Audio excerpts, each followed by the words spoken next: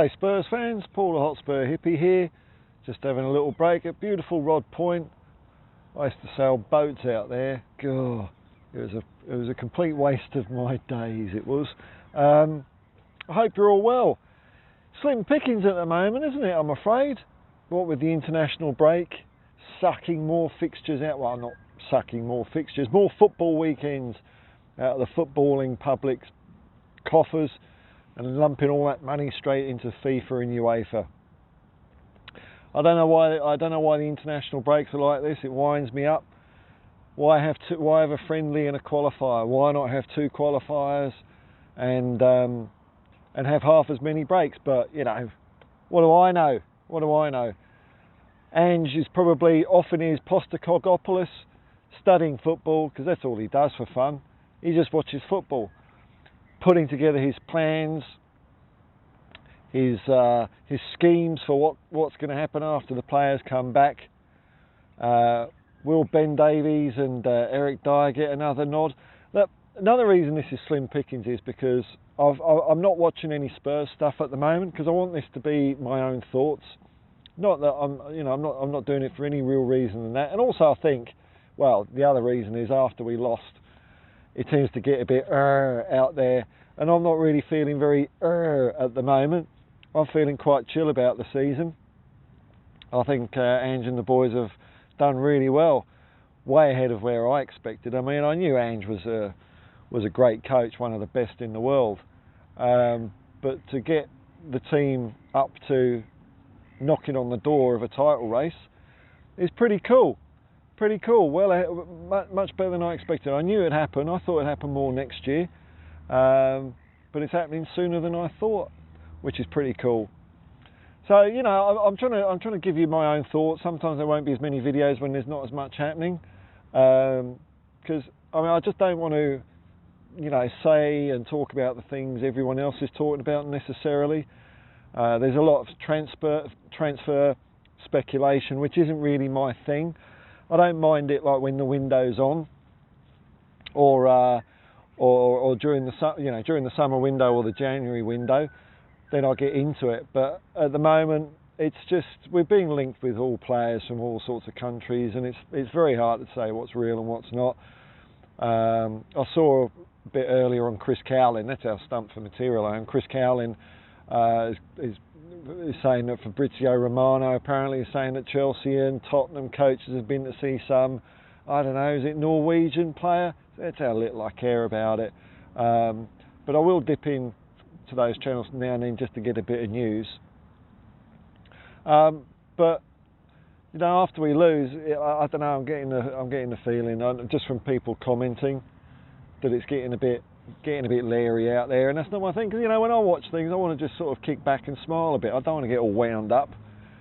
That's not to say I won't get wound up and annoyed from time to time. You should see me when we lose 6 games in a row. Then I'm a different kettle of fish. But I'm just trying to keep it nice and mellow. You know, at the end of the day, it is only football. It's a ridiculous pastime, and it's crazy that something like that would affect my mood. But I know it does. I know it does. When I win, I'm happy. When I lose, I'm not so happy, and that's probably why I'm not watching so much Spurs stuff. It's like, you know, I get it, we lost. I get it. I kind of see the reasons why we lost. It's just that the players weren't good enough. That we obviously need more members in our squad. But more than that, I don't know what else to say about it really. It was the worst of everything happening at one time for Tottenham. 2 injuries, 2 suspensions. I mean, that's like worst case, get down in a bunker and kiss your ass goodbye sort of stuff, isn't it? I mean, you'd expect 1 suspension here and there, spread out. 2, bang, bang, straight away. 2 injuries, bang, bang. It's like, get off the canvas.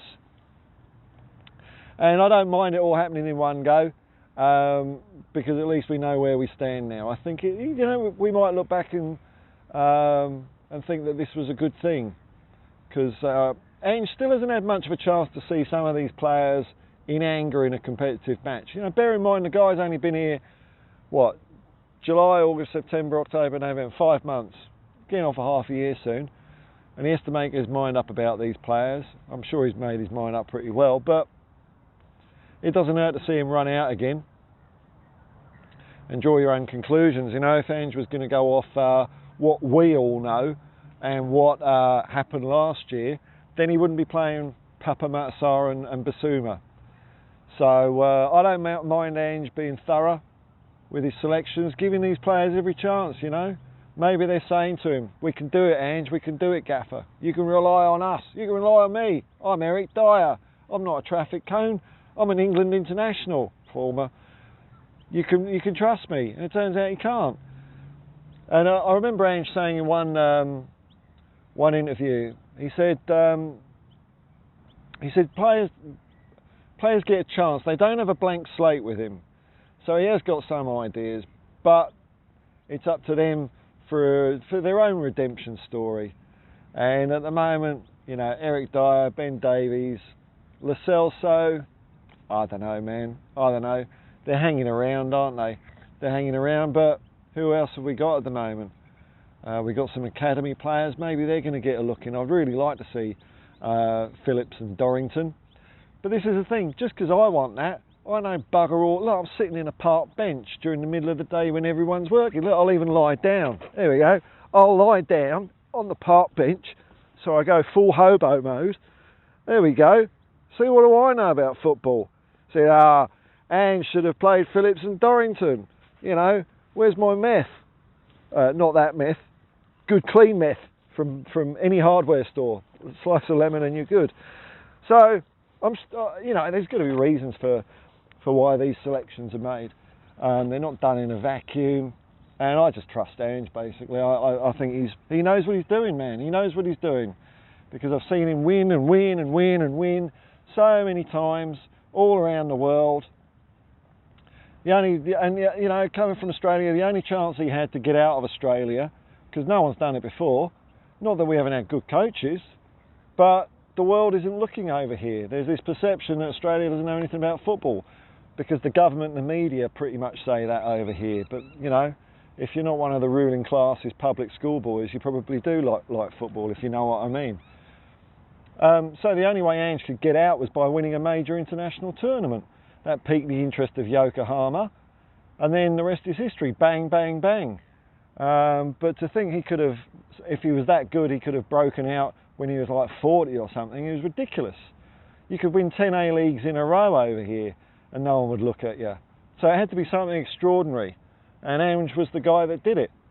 And you know, he's forging the way for a few other Australians to come in. Now, not that I'm, you know, big on nationalities or anything like that, but I have heard a bit of rubbish talking about Ange, saying that, you know, if he was good, he would have already been in the Premier League. It's just not. I mean, I don't know how to explain it anymore to people, but that just was impossible.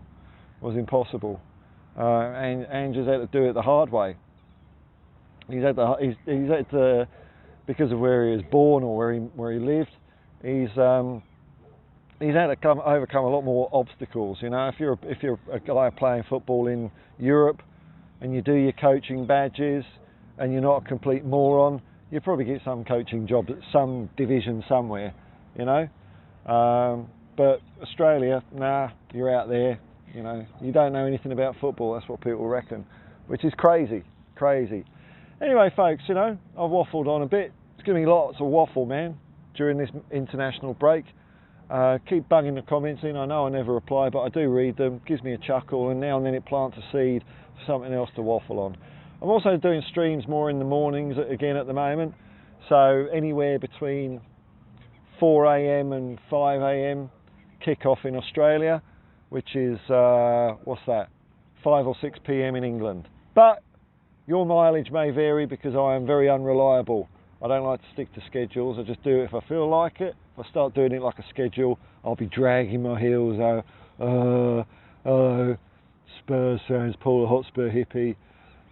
I'm just doing a job now, aren't I? So, you know, I've got to do it my way to keep it nice and fresh, boys and girls.